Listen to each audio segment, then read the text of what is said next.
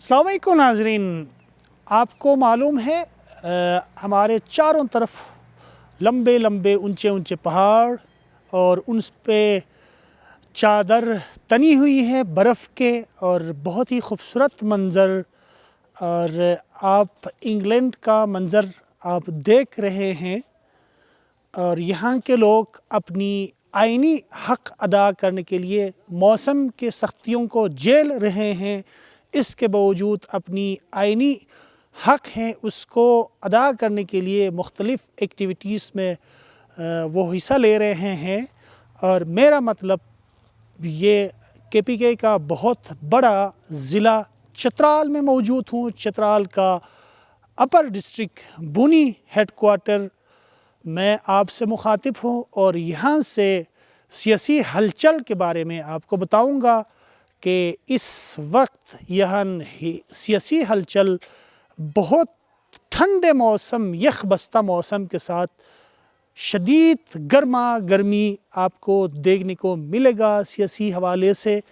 اور میں بنی شہر میں مختلف الیکشن کیمپین آفس جن کا میں نے دورہ کیا، اور میں نے کوشش کی کہ پاکستان میں 2024 کا جو الیکشن ہے مختلف جگہوں میں ان کے سرگرمیان موجود ہیں، اور ساتھ یہ چترال میں بھی اس کی موسم کی شدت اپنے عروج پر ہونے کے باوجود یہاں بھی سیاسی سرگرمیان گرمی کے ساتھ منظر پیش کر رہے ہیں۔ اور میں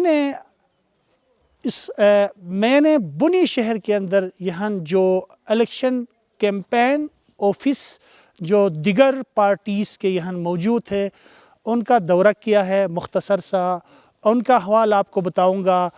اور میں نے پی ٹی آئی کے جو آفس اس کا میں نے دورہ کیا الیکشن کیمپین کے حوالے سے، وہ اپنے سرگرمیوں کو جاری رکھے ہوئے ہے، لیکن میرا جو کوشش تھا کہ یہاں کوئی خاص کر کے زیر عطا پارٹی پی ٹی آئی جو کہ مقتدرہ حلقوں کی طرف سے ایک ان کے اوپر مختلف اپنی جو ان کی کوتاہی کی وجہ سے لگ چکے ہیں، اور ان کا لیڈر بھی اس وقت جیل میں اپنی سزا بھگت رہے ہیں، اور پارٹی مختلف شکلوں میں آزاد امیدواروں کے شکلوں میں الیکشن لڑنے جا رہے ہیں۔ بنی election campaign office P T I کا منظرنامہ یہی تھا کہ انہوں نے مجھے بتایا کہ ہم شروع کے دنوں میں جب الیکشن کی سرگرمیان ہم شروع کر رہے تھے تو ہمارے سامنے کافی دشواریاں موجود تھے۔ اس بنی شہر کے اندر جو کورٹ ہے اس میں انہوں نے ریٹ پٹیشن دائر کی، پھر اس کے باوجود ان کی سنوائی ہوئی، اور اس کے بعد سموتھلی اپنے الیکشن کے سرگرمیان جاری رکھے ہوئے ہیں۔ اور میں نے ان کے وہاں سینئر کارکنان سے بھی ملاقات کی، آپ کیمرے کی آنکھ سے دیکھ بھی رہے ہیں۔ میں کوشش کروں گا مختصر سا ان کی بات بھی آپ تک پہنچاؤں گا، اور وہ ان کی بات آپ تک پہنچ سکے۔ آپ بتائیں مختصر سا کوئی دقت تو نہیں ہو رہے الیکشن کیمپین کے حوالے سے؟ کوئی دقت، کوئی مسئلے مسائل، کہیں آپ کو روک ٹوک، کوئی اس طرح کی ایشوز تو نہیں ہے؟ نہیں، خدا کے فضل سے ابھی ہماری جو کیمپین ہے وہ سموتھ جاری ہے۔ پارٹی کا نام و نشان نہیں ہے، تو یہاں نمائندہ جتانا یا کسی اور جگہ سے حلقے سے جتانا، تو وفاق میں تو کوئی آپ کی مضبوط کام علاقے کے حوالے سے تو نہیں ہونا۔ تو اس چیز کے بارے میں ریئلائز کرے، یا کسی کے ساتھ الحاق کرے، جماعت اسلامی کے ساتھ یا کسی اور پارٹی کے ساتھ یا کسی ایکس وائی زیڈ کے ساتھ یا کسی کے حوالے سے دستبردار ہوئے، تو یہ میرے خیال میں چترال کے لیے بہتر نہیں ہوگا۔ نہیں، یہ شاید ان لوگوں کی غلط فہمی ہے کہ ہم وفاق میں اپنی پارٹی کی طرف سے کوئی وہ حکومت نہیں بنائیں گے۔ یہ الیکشن پروسیس سے ہمیں نکالنے کی کوشش کی، البتہ جو پاکستان تحریک انصاف کا جو انتخابی نشان تھا بیٹ، وہ الیکشن پروسیس میں نہیں ہے۔ البتہ پاکستان تحریک انصاف ایک مضبوط اور منظم جماعت ہے، اس کو ابھی تک کوئی بینٹ نہیں کیا گیا ہے، ٹھیک ہے۔ وہ آئین کے مطابق انشاءاللہ جب یہ آزاد امیدوار کے طور پر ہم آئے ہیں، تو انشاءاللہ 8 فروری کے بعد 2-3 دنوں کے اندر انشاءاللہ ہم اپنی ہی پارٹی کو جوائن کریں گے اور حکومت بنائیں گے۔ اور میں نے ان کے الیکشن کا جو آفس دورہ کرنے کے بعد پھر میں پیپلز پارٹی کے دفتر میں گیا. وہاں پیپلز پارٹی کے جیالے اپنے الیکشن مہم میں بڑے سرگرم دکھائی دیے اور ہمیں بھی خیر مقدم کہا اور ہم سے ملے. اپنی جو الیکشن مہم کے حوالے سے اپنی جو باتیں تھیں وہ ہم سے شیئر کی اور پر امید ہے اپنے کینڈیڈیٹ کو لے کر، پر امید ہے اپنے جو منتخب کرنے جا رہے اس امیدوار کو لے کر، اور ان کی بڑی امیدیں وابستہ ہے کہ ہمارے جو امیدوار یہاں سے جیت جائے گا. اور بڑے نعرے بھی لگائے انہوں نے جی اے ووٹوں کے نام سے. تو میں ان کے آفس کا منظر بھی آپ کو دکھانے کی کوشش کر رہا ہوں. میری کوشش ہوگی تھوڑی سی مختصر بات بھی آپ کو دکھا سکوں، ان کی بات بھی آپ تک پہنچا سکوں. یہ جو PK1 اور NA1 چترال جو ہے یہ ہمیشہ سے یہ پیپلز پارٹی کا گھر رہا ہے، اور یہاں سے جو ہے نا یہ بہت پیپلز پارٹی کے لیے ایک بہت زیادہ مقام کی حیثیت رکھتا ہے، کیونکہ یہاں سے پاکستان پیپلز پارٹی کے ہمارے بیگم نصرت بھٹو صاحبہ یہاں سے الیکشن کنٹیسٹ کر چکے ہیں، یہاں سے جیت چکے ہیں. اس کے بعد یہ مختلف ادوار میں پیپلز پارٹی یہاں سے جو ہے نا ہمیشہ کامیاب ہو کے یہاں سے پیپلز پارٹی جو ہے نا ایک اچھے رزلٹ دی ہے. کیونکہ میں بنی سٹی کا سروے کر رہا تھا تو مجھے مختلف جگہوں میں اس کے سپورٹر ووٹرز ملے، ان سے پوچھا اور بہت ہائی رینک کے ساتھ وہ اس کی جو میں دیکھ رہا ہوں ان کے ووٹرز کو. تو ایک تو وہ بڑا چیلنج آپ لوگوں کے لیے، دوسرا جو PTI کے شکل میں، تو کیا آپ باور کرانا چاہتے، کیونکہ PTI تو عملاً اس کو الیکشن اگر وہ جیت بھی جائے میرے خیال میں، لیکن یہ دونوں پیپلز پارٹی کے لیے چیلنج ہیں. کیا کس طرح دیکھتے ہیں؟ مختصر آپ بتائیے. مختصراً نہیں ہے کہ یہ پہلی دفعہ نہیں ہو رہا ہے، اس سے پہلے بھی یہاں پہ جو ہے نا نو جماعتی اتحاد پیپلز پارٹی کے خلاف بنایا گیا تھا، IGI کی صورت میں، نو ستاروں کی صورت میں. اس سے پہلے 2018 کے الیکشن میں بھی یہاں سے چودھری امجد کر کے پرویز مشرف کا کوئی بندہ آیا تھا، اس نے کوئی 10 کروڑ روپے لے کے یہاں پہ آیا تھا، آخر میں اس کا رزلٹ 0 ہو گیا اور یہاں سے چلا گیا چھوڑ چھاڑ کے. پھر اس کے بعد میں نون لیگ کا جو الیکشن آفس ہے، جو سرگرمیوں کا مرکز بنا ہوا ہے، ان کے کارکنان سے بھی میری ملاقات ہوئی اور انہوں نے بھی اپنی الیکشن مہم کا جو یہاں بنی شہر میں موجود ہے مختلف شکلوں میں وہ کر رہے ہیں، اور ساتھ وہ یہ بھی بتا رہے کہ ہم اپنے جو رہنما ہے، قائد ہے، اس کو جدوا کر پارلیمنٹ تک پہنچائیں گے. اور انہوں نے چترال کے اندر بڑے ترقیاتی کام انہوں نے کی ہے. ہم کریڈٹ کے بنیاد پر ہم یہ الیکشن لڑنے جا رہے ہیں. ہمارے دور حکومت میں روڈ، دیگر محکمے، دیگر ادارے مضبوط ہوئے، اور ان کے حوالے سے ان کا یہی کہنا تھا کہ ہم نے کارکردگی دکھائی ہے تو اس بار عوام ہمیں سپورٹ کرے گا. تو آپ کا بھی مقابلہ PTI سے ہے، اور PTI اگر یہاں میدان مار لیتی ہے تو اس صورت میں وہ جیت کے جائے گا قومی اسمبلی میں، اور آپ کا نمائندہ ہار جائے گا. اس صورت میں گورنمنٹ کسی اور کا ہوگا اور یہاں کینڈیڈیٹ جائے گا PTI کی طرف سے. تو اس کو کس تناظر سے آپ لوگ دیکھتے ہیں کہ چترال کو فائدہ ہو سکتا ہے یا نہیں ہو سکتا ہے؟ جس طرح آپ نے سوال کیا سر، یہ ہمارا تجربہ ہو چکا ہے.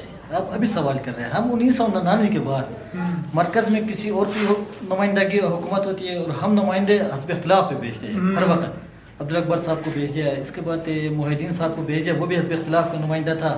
2013 میں ہم نے افتخار الدین صاحب کو بھیج دیا، وہ بھی APML کی طرف سے کیا تھا. آگے نون لیگ کی حکومت تھی. 2018 میں ہم نے عبدالاکبر صاحب کو بھیج دیا، آگے مسلم لیگ نون کی PTI کی حکومت تھی. اسی وجہ سے اگر آپ اسی وقت روٹوں کی حالت ہم نے خود دیکھ لیا، بجلی کی حالت ابھی دیکھو، ہم موبائل ادھر آن کر کے ہم انٹرویو دے رہے ہیں اور کوئی انفراسٹرکچر ادھر ہے ہی نہیں ہے. اب یہ ہمارا ہیڈ کوارٹر ہے بونی، یہ ڈسٹرکٹ ہیڈ کوارٹر ہے. اس میں گورنمنٹ کی طرف سے پینے کا صاف پانی نہیں ہے، NGOs کے تھرو ہم نے پانی لایا ہے. یہ سب اس وجہ سے ہوا ہے. جو بندہ خود عدت میں نکاح کرتا ہے وہ کیا اسلامی تعلیم دے گا دوسروں کو؟ انہوں نے اس طرح وہ کارکن تیار کیے ہیں، وہ کسی بات کو ماننے کے لیے تیار نہیں ہوتے. یہ ایک دیہاتی کا مشہور قول، انہوں نے کہا کہ میں ایک مولوی کو ہرا دیا بحث میں. تو کس نے کہا کہ آپ نے مولوی کو کس طرح ہرا دیا بحث میں؟ تو انہوں نے کہا کہ قرآن اور آیات میں نے نہیں مان لیا، دوسری بات انہوں نے نہیں کیا، اس طرح مولوی ہار گیا، میں جیت گیا. یہ PTI والوں کی بات اس طرح ہے. میں اس کے بعد JUI کا مرکزی دفتر بنی میں موجود، اس کا بھی دورہ کیا اور مجھے بہت بڑے لوگوں کا حلقہ اس کے ساتھ جڑتے ہوئے نظر آئے اور لوگ بڑے جذبے کے ساتھ ان کے ساتھ جڑے ہوئے ہیں۔ مختلف پارٹی کارکنان جو کسی اور پارٹی کے تھے وہ بھی ان کے ساتھ جڑ چکے ہیں، اور جو جلسے کا احوال انہوں نے بتایا کہ ہم نے یہاں بڑے بڑے جلسے کیے اور لوگوں کا بہت ٹھاٹیں مارتا ہوا سمندر ہمارے ساتھ ان جلسوں میں شریک تھے، اور الیکشن آفس میں ان کے سرگرمیان اپنے عروج پر تھے۔ ان کے قائدین سے میری ملاقات ہوئی، یہاں کے موجود چترال کے اپر چترال کے قائدین ہمیں ویلکم بھی کہا، اور دیکھنے کو مجھے یہ ملا کہ وہ اپنے رہنما کو لے کر بڑے پرجوش ہے، پر امید ہے۔ ان کو لگ یہی رہا ہے کہ ہم اپنے رہنما کو سینیٹر طلحہ محمود کی صورت میں قومی اسمبلی کے لیے بھاری اکثریت سے جتوائیں گے، اور وہاں ایوان میں پہنچا کر ہم اپنی شنوائی کریں گے۔ شنوائی کے ساتھ اس چترال کی جو سرزمین ہے اس کو ترقی کے شاہراہ پر گامزن کریں گے۔ تو یہ عمومی طور پر ان کی باتیں تھیں۔ میں آخر میں یہ بھی کہنا چاہوں گا کہ پاکستان میں الیکشن ہونے جا رہے ہیں 8 فروری کو۔ یہ بہت ہی خوش آئین بات ہے کہ سویلین حکومت بننے جا رہی ہے۔ JUI کے جو آفس کا منظر آپ کو پیش کرنے کے بعد میں آپ سے یہ بتاتا چلوں کہ اس بار 2024 کے الیکشن ہونے جا رہے ہیں 8 فروری کو۔ یہ ہمارے ملک کے لیے بہت ہی خوش آئین بات ہے۔ برف کی بوندباری پھر سے شروع ہوئی ہے، اور الیکشن کی جو عنقریب ہوتے جا رہے ہیں دن، اور یہ ہمارے ملک کی سالمیت کے لیے بہتر ثابت ہوگا، اور جتنے بھی پاکستان کے سیاسی اسٹیک ہولڈرز ہیں وہ حکومت بنانے میں کامیاب ہوں گے۔ پھر ایک جمہوری حکومت بنے گا، اور اس کی وجہ سے ملک میں معیشت کی جو رفتار سست روی کا شکار ہے وہ آگے بڑھے گا، اور اسی طرح چترال کا جو نمائندہ یہاں سے جیت کر جائے گا، وفاق میں جس کی حکومت ہوگی وہ حکومت میں چترال کے لیے اپنا حصہ لے سکے گا۔ لیکن چترالیوں سے گزارش ہے آپ اس نمائندے کو کامیاب کرائے جو کہ وفاق میں اس کی حکومت ہو، تب جا کے چترال کے لیے کچھ کام کیا جا سکتا ہے۔ اور ہم کوشش یہی کرتے ہیں کہ چترال ترقی کے شاہراہ پر گامزن ہو، یہاں کے مسائل حل ہو، یہاں کے مسائل کے حوالے سے آواز اٹھانے والا شخص کریڈیبل ہو، اور اس کی آواز ایوان بالا تک پہنچ سکتا ہو، تب جا کے چترال کے مسائل حل ہوں گے۔ اب سارے جتنے بھی چترال کے عوام ہیں، چترال کی محرومیت کو دیکھے، چترال کی جو انتہائی قسم پرسی کے حالت میں جو اس وقت منظر پیش کر رہے ہیں، روڈوں کی صورت میں، تعلیم کی صورت میں، اور صحت عامہ کی صورت میں، آپ ان مسائل کو مد نظر رکھتے ہوئے چترال کے لیے اس نمائندے کو منتخب کرے جو آپ کے لیے کام کر سکے۔ میں سمجھتا ہوں اس وقت آپ تمام چترالی مل کے چترال کو ووٹ دے، چترال کو جتائے، چترال کو کامیاب کرائے۔ اسی کے ساتھ انور حسن چترالی برف باری کے منظرنامے کے ساتھ چترال اپر ڈسٹرکٹ بنی ہیڈ کوارٹر سے آپ سے اجازت چاہتا ہے۔ والسلام، پاکستان پائندہ باد۔